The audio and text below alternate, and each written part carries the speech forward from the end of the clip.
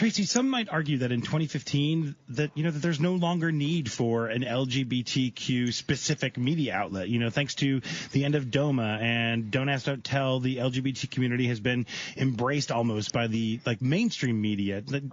Why do you think there is still the need for a queer media outlet? I think it's the same reason we still need Latino media outlets, African American media outlets, women's media outlets, because the mainstream media, even though it is so much better than it was years ago, in fact, the mainstream media is suffering greatly right now in terms of its staff. There's, huge layoffs, so that the niche communities within Chicago have to cover themselves because the mainstream media can't anymore. It's not that they don't want to and that they wouldn't do it better than they used to, but their staffs are also very short-staffed.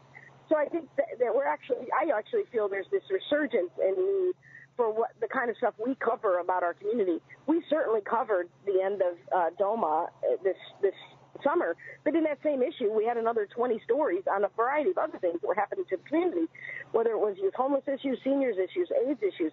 The mainstream media has pretty much forgotten there's still AIDS around, and that PrEP is this new potential savior going on. You don't see that kind of in-depth coverage in the mainstream media, at least on an ongoing basis. So I know I feel for the mainstream media. We're all hurting because of the economies, but I almost feel like we're more needed than ever before because we have these full-time people working just in this area.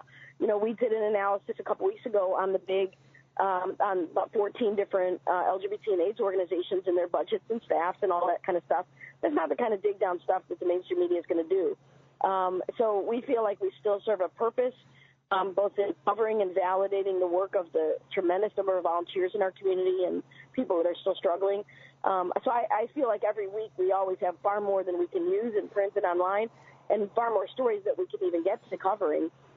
So my personal bias, obviously, is that I still feel LGBT regional media in particular play a really strong role in the movement as a communications tool and as a reflection of what the community is doing in any one week.